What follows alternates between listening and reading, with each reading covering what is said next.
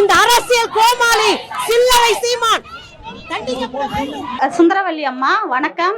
நீங்க இதே அண்ணா யூனிவர்சிட்டியில ஒரு போராட்டம் நடத்தணும். நாங்க ஒரு பெண்மணிய இந்த மாதிரி பாலியல் வன்கொடுமைக்கு ஆளாக்கப்பட்டு அவங்க இந்த மாதிரி நிலைமையில இருக்காங்க. அவங்கள நம்ம இது பண்ணி ஒரு போராட்டம் நடத்தணும். அதை காவல்துறையிலேயே அணுகணும். ஆனா அது முறையா எங்களுக்கு அனுமதி கிடைக்கல.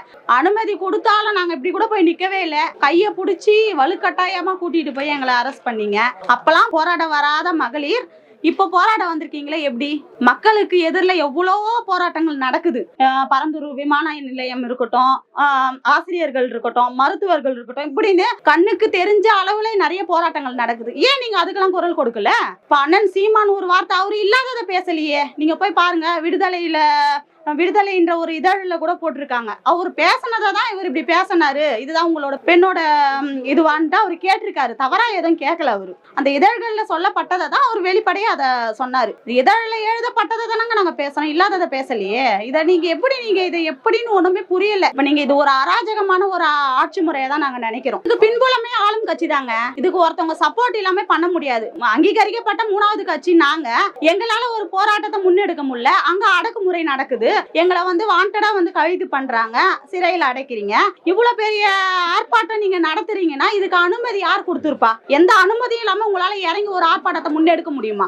அப்ப இதுக்கு பின்னாடி யாரு? காவல்துறையும் இருக்குது. காவல்துறை ஏவி விடுறது யாரு? இந்த ஆளுங்கட்சி தான். இது வெட்ட வெளியா தெரியுது. ஆனா மக்களும் இனிமேல் அத விழிப்புணர்வு இல்லைனாக்கா இது எப்படி போகும்னு தெரியல. இந்த ஆட்சி முறை அப்படியே நீடிச்சா இது மக்களாட்சின்றதே நடக்காது. எப்படின்னு பாக்குறதுன்னு ஒண்ணும் புரியல எங்களுக்கு. பெண்களுக்கு பாதுகாப்புன்னு எப்படிங்க? எனக்கு சிரிப்பு தாங்க வருது. ஒரு பெண் பிள்ளைய வீட்டுல விட்டுட்டு நம்பி வர முடியல. அந்த மாதிரி சமுதாயமா இப்ப இருக்கு. தொடர்ந்து நடக்குது பாலியல் வன்கொடுமை. அதுக்கு எதிராக யாருமே குரல் கொடுக்கலையே. அது எந்த ஆட்சி முறையில? 2 ஆளும் கட்சிமா இருக்கட்டும், நடந்துகிட்டே தான் இருக்கு தொடர்ந்து. அதுக்கெல்லாம் குரல் கொடுக்காத இவங்க இன்னைக்கு போராடுறாங்க. இது சிரிப்பா தான் இருக்கு. நீங்க எப்படி அணுகுறீங்களோ அதே முறையில அணுகுறது நாங்களும் தயாரா இருக்கோம். வாங்க. நீங்க கருத்துக்கள் ரீதியில ஏங்க ஒருத்தவங்க தப்பு பண்ணிட்டாங்க, சரி பெரியார பத்தி தவறா பேசினா கூட வழக்கு போட்டிருக்கீங்கல்ல, வழக்கு நாங்க நீதிமன்றத்துல அணுக போறீங்க. நீதிமன்றத்து மூலியமா எங்களோட விளக்கத்தை நாங்க கொடுக்க போறோம். புரியுதுங்களா? ஒருத்தவங்க அக்யூஸ்டா நீங்க கொண்டுட்டு வரீங்க, சரி இருக்கட்டும். இருந்தாலும் அந்த விளக்கத்தை நாங்க நீதிமன்றத்துல கொடுக்க போறோம். இப்படிப்பட்ட அணுகுமுறை தேவையான்னு தெரியல. இந்த ஆர்ப்பாட்டங்கள் இதுல காட்ட நீங்க மும்புறத்தை மக்களோட பாதிக்கப்பட்டவங்களுக்கு துணை நின்னீங்கன்னாக்கா கண்டிப்பா தமிழ்நாடு வெற்றி பெற்று என்னைக்கு ஒரு முதன்மையான ஒரு தமிழ்நாடா மாறப்பட்டிருக்கும்.